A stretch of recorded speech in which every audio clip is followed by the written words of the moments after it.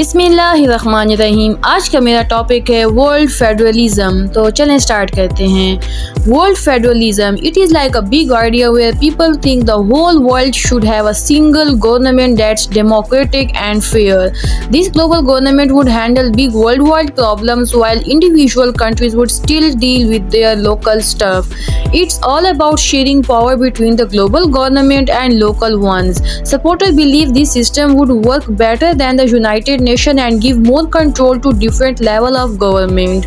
It's like having a team of government working together to make the world a better place for everyone. अब ये world federalism जो है ये एक big idea है। ये एक ऐसा आइडिया है जिसमें लोग ये सोचते हैं कि इस सारी दुनिया की एक सिंगल गवर्नमेंट होनी चाहिए जो कि डेमोक्रेटिक हो और फेयर हो, मतलब कि प्रॉपर वोटिंग के ज़रिए हो। अब वर्ल्ड फेडरलिज्म के आइडिया बिलीफ का ये मतलब नहीं है कि आजकल जो हर कंट्री की गवर्नमेंट है उसको अबॉलिश किया जाए, बल्कि इसका बिलीफ ये है कि वो जो कंट्रीज़ की अपनी अपनी गवर्नमेंट है वो भी एग्जिस्ट करे, लेकिन ओवरऑल एक जनरल सारी दुनिया की भी एक गवर्नमेंट होनी चाहिए, मतलब कि सारी कंट्रीज़ को मिला के भी एक गवर्नमेंट होनी चाहिए। इस आइडिया के मुताबिक जो इंडिविजुअली हर कंट्री की जो गवर्नमेंट है वो अपने अपने कंट्री के मामलात हल करेगी, और जो जनरल जो ग्लोबल मसले हैं, जो मतलब कि हाई लेवल एक्सट्रीम लेवल के मसले हैं ग्लोबल लेवल पे, वो ये वर्ल्ड गवर्नमेंट जो है कंट्रोल करेगी। अब इस आइडिया के मुताबिक ये वर्ल्ड में जो है पावर की डिस्ट्रीब्यूशन है between the global level and local ones, मतलब कि ग्लोबल लेवल और जो लोकल जो सारी कंट्रीज़ जो अभी गवर्नमेंट एग्जिस्ट करती है उनके दरमियान ये एक पावर की डिवीज़न है। इसको कहते हैं वर्ल्ड फेडरलिज्म।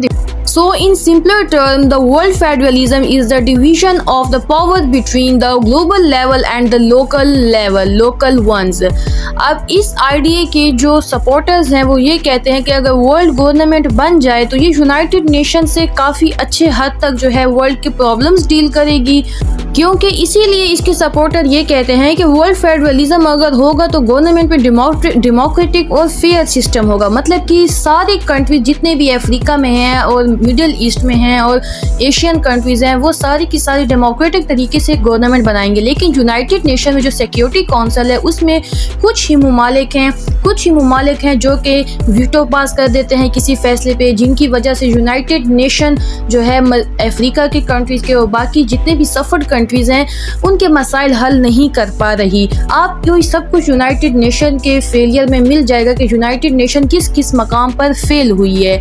तो इन सब के सपोर्टर्स का ये कहना है कि अगर ये वर्ल्ड फेडरलिज्म बन जाएगी तो ये यूनाइटेड नेशन से काफ़ी हद तक अच्छे वर्ल्ड प्रॉब्लम्स को डील कर सकेगी। अब इसका मेरिट तो ये आ गया है कि इस सिस्टम में डेमोक्रेटिक और फेयर की बात की गई है कि हर कंट्री का जो है इसमें प्ले होगा, हर कंट्री जो है डेमोक्रेटिक तरीके से ही गवर्नमेंट बनाएगी। वर्ल्ड फेडरलिज्म का ये एक मेरिट आ गया, लेकिन इसका डीमेरिट ये भी है कि मे भी हो सकता है कि इस सिस्टम से कंट्रीज़ जो हैं वो अपनी सॉवरेनिटी को कॉम्प्रोमाइज़ कर लें। आजकल की अगर मॉडर्न वर्ल्ड में देखा जाए तो आजकल भी काफ़ी ममालिक जो है उन्होंने अपनी सॉवरेनिटी को कॉम्प्रोमाइज़ किया हुआ है, लेकिन वर्ल्ड फेडरलिज्म में ये मोस्ट प्रोबेबली कि सॉवरेनिटी कुछ ज़्यादा ही कॉम्प्रोमाइज़ की जाए। तो ये था आज का टॉपिक। इस तरह के मज़ीद टर्मिनोलॉजीज़ को समझने के लिए चैनल पर विज़िट कीजिएगा। इसके अलावा वीडियो को लाइक कर दीजिएगा एंड चैनल को सब्सक्राइब कर दीजिएगा। Thank you so much. अल्लाह हाफिज़।